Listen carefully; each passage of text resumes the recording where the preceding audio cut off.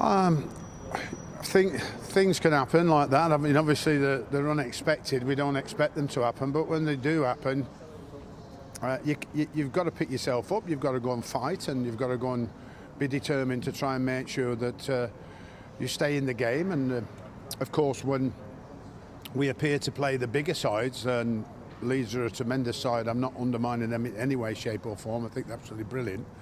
But we've seen a performance at Liverpool where the players seem to play their best, and then here when they try and open themselves up and try and attack the opposition, then they can't do the defending right. And with Leeds overrunning us today, ended up with a 5-0 defeat, and deservedly so. And I was shocked to see such a poor performance by the players, and we just have to keep working as hard as we can to try and put that right. Consistency is everything now.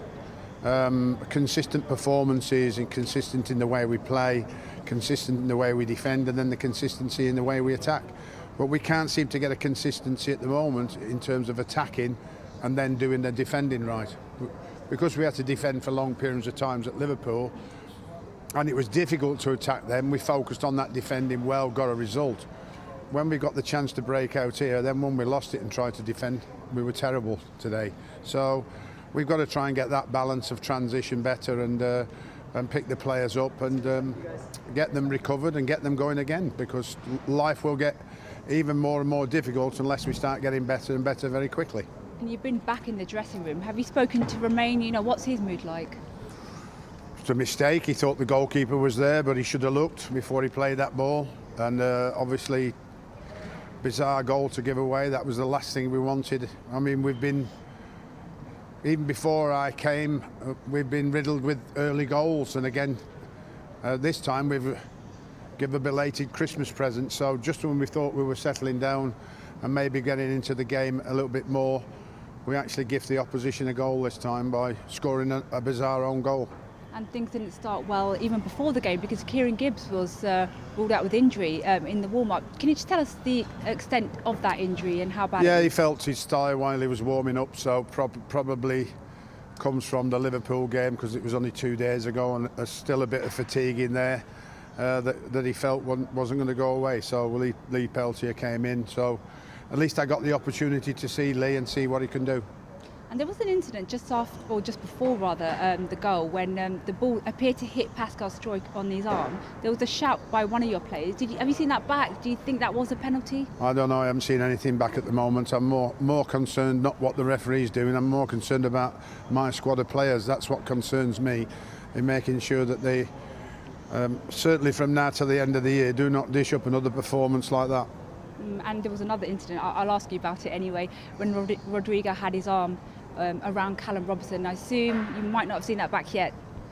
Well, my problem is, again, my players, if they goes around Callum Robinson, he should go down and he should look to try and get the penalty, because that's what you have to do today.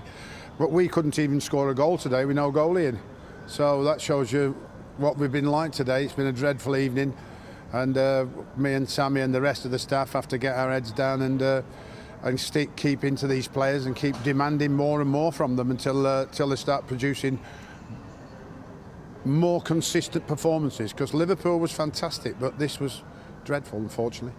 And you've got Arsenal next at home. How do you try and change things around? The turnaround is so short, isn't it?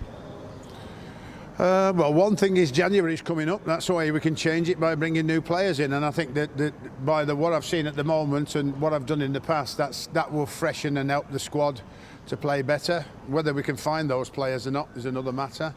But we will try hard to do that, because I think that's going to be a necessity on the early assessment that I've made at the moment. We'll play Blackpool, and there'll be another assessment on some of the squad players that I haven't seen too much of, and we'll play in that FA Cup match. So by the time we've finished at Blackpool and January comes, I'll be talking to the board and saying that this is where we are. If we need to try and get where we need to get, this is what we need to try and do. But it's a hugely difficult market if you're going into it. It's always difficult in January, but I think with the situation, the pandemic, it's even more difficult, but we have to try.